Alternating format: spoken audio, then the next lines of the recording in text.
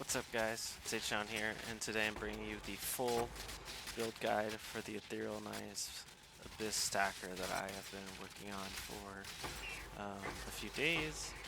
Been on a work trip, so I haven't been able to kind of finish what I wanted to with the build, but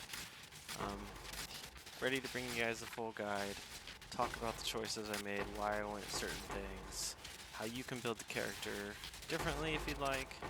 I also included in the description my POV of my current character, as well as a POV of a more budget version without a headhunter, without enemies, without a progenesis. And so I did one actually just before I even jump in, just switch over. I recorded a little bit of footage. So this is a Legion map. As you can see, took out my headhunter, took out my enemies, took out my progen, my expensive jewels. So yeah, just threw in a Lahoop, Darkness Enthroned. So just kind of fast forwarding a bit, you can see kind of the damage of that character. And so let's, while we're watching this, kind of walk through why Abyss stacking. So Abyss jewels this league got a increase in their flat damage. So as you can see here, no headhunter stacks whatsoever, just insta kill the boss. Yeah, it's pretty fast. Like, I don't have a single shrine buff up right now. I don't have obviously any stacks. Just pretty insane. It's got over 20 million damage. I will say, as always, Legion is squishy as I die. It's also pretty scuffed because I had to fix attributes where if you're actually building without Headhunter, you would figure out the attributes better than I did. But as you can see, it can clear kind of all like major content just fine without the Headhunter. So Abyss Tools did get buffed. I'm going to go ahead and close that. And this, kind of walk through the character. So Abyss Jewels, the flat modifiers on them got buffed this league. And so made me kind of want to try this Abyss Stacker. And so what are we doing with the Abyss stacking? So a couple items here are based, or their buffs are based around how many Abyss Jewels you do. So not only are each Abyss Jewel kind of giving you flat damage, some life, some cast speed, some multi, but this specific helmet gives you spirit charges. And so a spirit charge, you get one every time you kill an enemy. One spirit charge per Abyss Jewel. We have 9 Abyss Jewels in this variant of the build. We have 11 Abyss Jewels in the budget build, so you actually get more bonuses from Abyss Jewels in the budget build because of the belt. But you're getting 5% physical as extra damage of each element. So 9 Abyss Jewels, 45% fizz is extra, but it's all 3 elements. So that's 135% bonus extra elemental damage on top of the base damage and all the things you're adding to it from Abyss Jewels. So, Ethereal Knives gives a ton of physical damage. As you can see, I have a level 30 Ethereal Knives from, the staff and from the amulet I'm running. So that gets it up to, 4968 physical damage. If I take it off, you can see kind of base 21. 20 is 1853 physical damage, so an increase to 4968 is insane. The spell buffs they've done this league really increase the scaling of skills with levels, which is kind of why I didn't want to go the power charge version, because power charge gives kind of the same old flat bonus. One, you're always going to cap crit with Headhunter. 2, Abyss Jewels give multi more so than the power charge bonuses. And 3, you actually want to min-max the plus levels on your spell skills. So as you're looking to build your own spell characters this league, plus levels 2 skills is the most important thing you can do with your character. So let's walk through the staff. We talked about Abyss Jewel stacking. Also on the chest, you're getting pen per Abyss Jewel, so I'm getting 36% elemental pen, so 9 Abyss Jewels times 4%. That's all elements, so that's a helpful stat, as well as some life and mana. Boots, you're getting movement speed and reservation. Movement speed because of Magic Jewel, just get whatever. Life, multi, you can do cast speed or flat, or you can go ES. If I was maxing it, I would get a good corruption. And then the unique jewel is for any spell build for Abyss Jewel stacking, you need to go the Arcane Surge. It's just so good. So that's there. So why are we going staffs? So first off, they increase the amount of levels that staffs give, which is nice. And like I said, that's kind of the best way of scaling the flat damage on your character this league. So a couple new things about EK, Arcane Surge, necessary crit damage, obviously necessary. Pinpoint's insane for Proj. Greater Spell Echo, kind of required. And then faster projectiles is the interesting one. So I'll open up my character sheet here, and so I have 172% projectile speed on EK.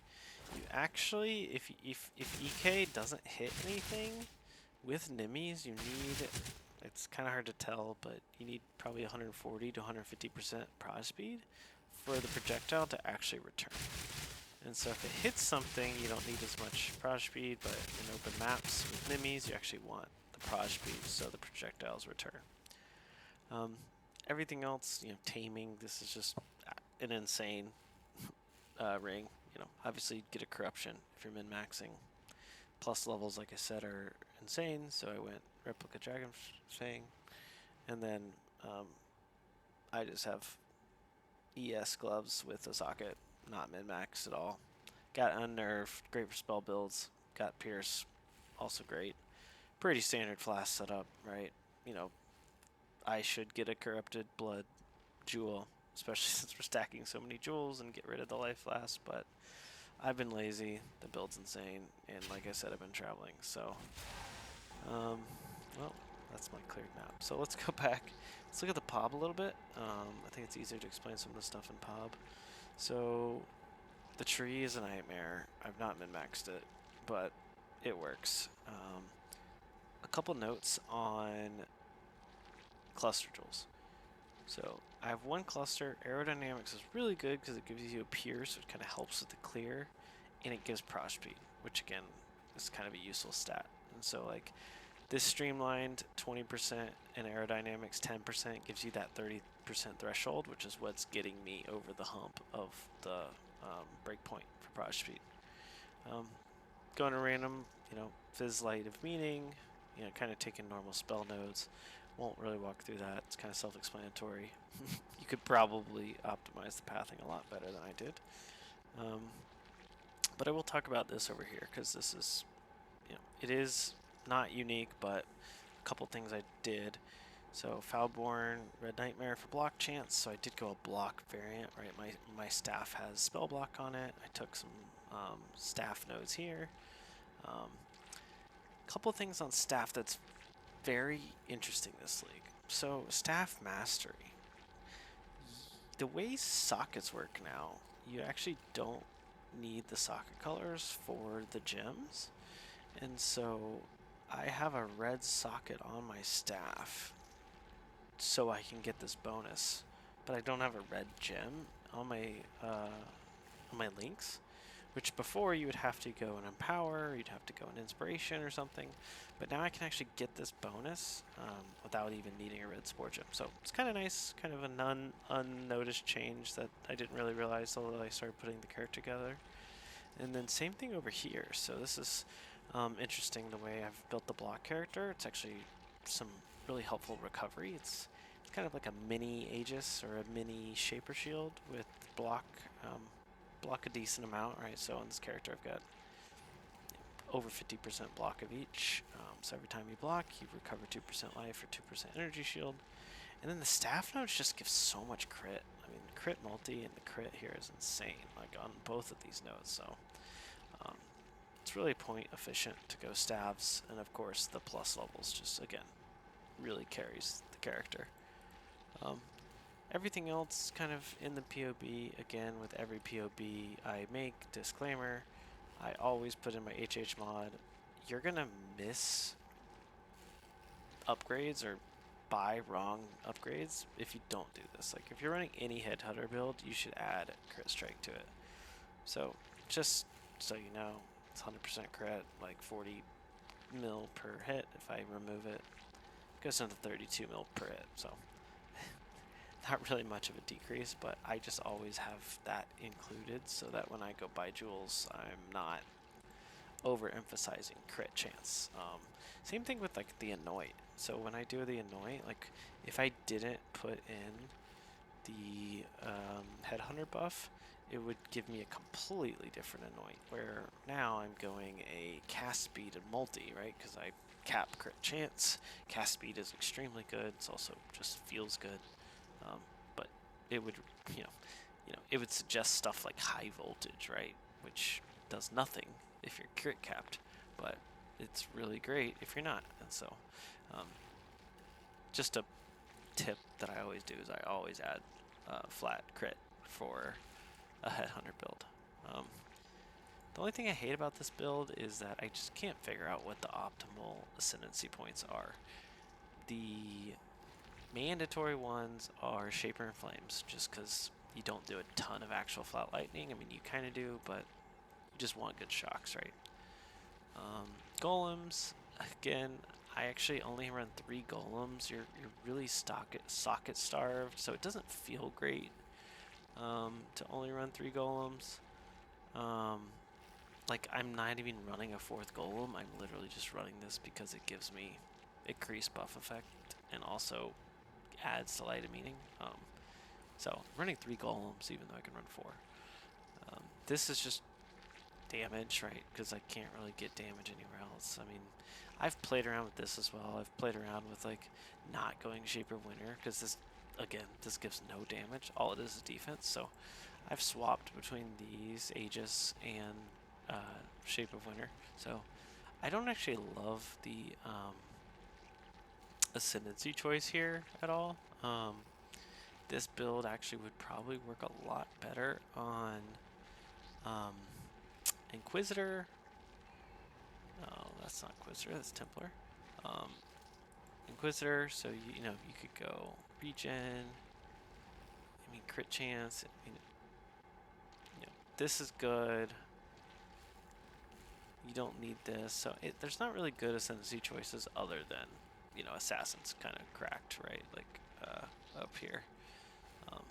If I was to go Assassin, Bifurcate alone adds 34% damage. These are each 30. This is like 20 if I set up the config right. So really, I just went Elementalist because it was easiest to level the character, and then I swapped this. So it is nice. I mean, Golems are nice.